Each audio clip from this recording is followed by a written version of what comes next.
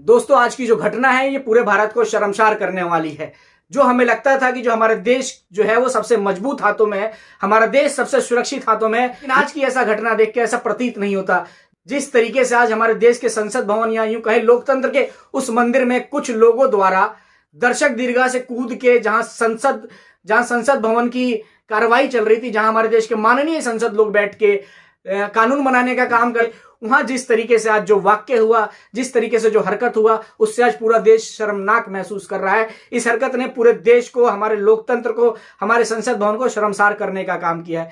जिस तरीके से दर्शक दीर्घा में से कूद के दो लड़के आते हैं और वो कुछ धुएं का कनस्तर निकाल के पूरे संसद भवन को धुआं करने का काम करते हैं, मांग करने का काम करते हैं। लेकिन मुझे लगता है ये जो हरकत है ये पूर्ण तरीके से अलोकतांत्रिक है, ये पूर्ण तरीके से निंदा करने वाली हरकतें हैं और इस पे पुरजोर तरीके से सरकार को कार्रवाई होनी चाहिए। लेकिन साथियों, इसके साथ साथ मैं इस वीडियो के माध्यम से आपसे पूछना चाहता हूं कि जो मीडिया या जो लोग हमेशा कहते आए हैं कि आज जो भारत है वो सबसे मजबूत हाथों में है, आज जो देश का गृह मंत्री है वो सबसे मजबूत गृह मंत्री है, तो क्या इस मीडिया को, जनता को आज इसी प्रधानमंत्री और इन्हीं गृह मंत्री से सवाल नहीं पूछना चाहिए? आखिर क्या वजह हुई जो संसद भवन, जिसमें इतने बड़े बड़े लोग बैठने का काम करते हैं, वो लोग जो कानून बनाने का काम करते हैं, वो लोग जिन्हें 140 करोड़ की जनता ने चुन के भेजा हो, जब उनका प्रांगण सुरक्षित नहीं, जब हमारे लोकतंत्र का मंदिर सुरक्षित नहीं है, कोई भी गहरा गहरा आके इसी तरीके से संसद में घुस जाएगा, जहां 3-3, 4-4 प्रहरी सुरक्षा कर्मी बैठे हो, जहां आईबी हो, जहां सीआरपीएफ हो, जहां दिल्ली पुलिस हो, जहां एसपीजी हो,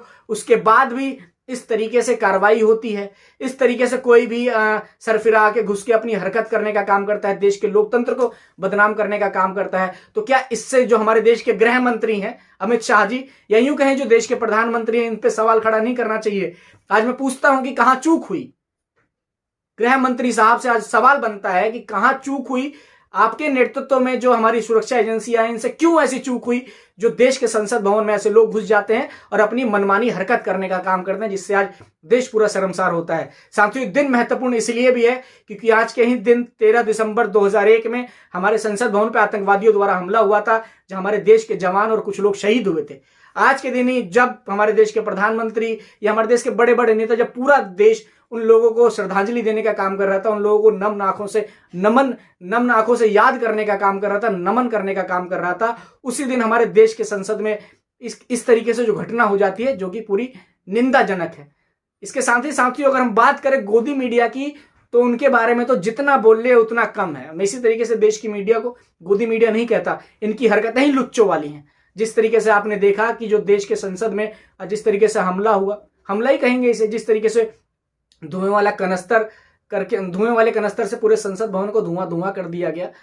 जो धुएं का कनस्तर मीडिया के हाथ में आया वो मीडिया को नहीं लेना चाहिए। उस पर दिल्ली पुलिस कहा कि यूं कि हमारे सुरक्षा एजेंसियों कहा कि क्योंकि सुरक्षा एजेंसी उसकी जांच करेगी, वो एक तरीके से सबूत है। लेकिन सिर्फ मात्र टीआरपी बढ़ाने के लिए, ताकि हमारे चैनल को ज्यादा से ज्यादा लोग देखें, हमारा टीआरपी बढ़े, हमारे रुपए बढ़े, हमारी कमाई बढ़े, उसके लिए जो हमारा गोदी मीडिया था, आपने देखा कि किस तरीके से जो वीडियो वायरल हो रही है कि वो धुएं का कनस्तर उठा के अपने चैनल पे हाथ उठा के दिखाने का काम कर रहा है। और उस धुएं के कनस्तर को लेने के लिए साथियों, जिस तरीके से जानवर आपस में लड़ते हैं, गली के बच्चे लड़ते हैं, यूं बोले कुत्ता बिल्ली आपस में लड़ते हैं, उस तरीके से देश की गोदी मीडिया संसद भवन के प्रांगण में लड़ने का काम कर रही थी।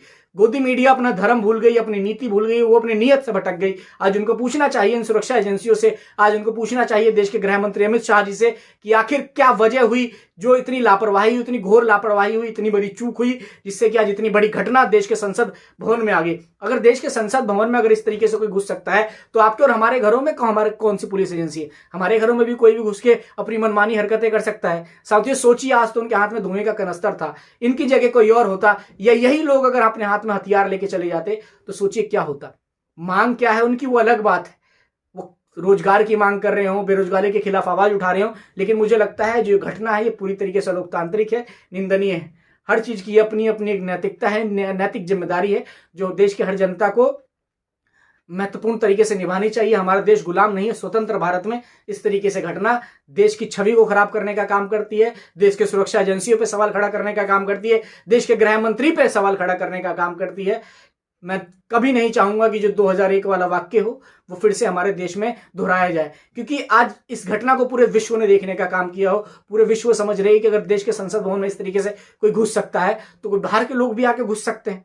आप इस वीडियो से क्या समझते हैं आप कमेंट करके जरूर बताइए। और अगर अभी तक आपने मेरे चैनल को सब्सक्राइब नहीं किया तो सब्सक्राइब करें, बेल आइकन दबाना ना भूलें। जय हिंद, जय भारत।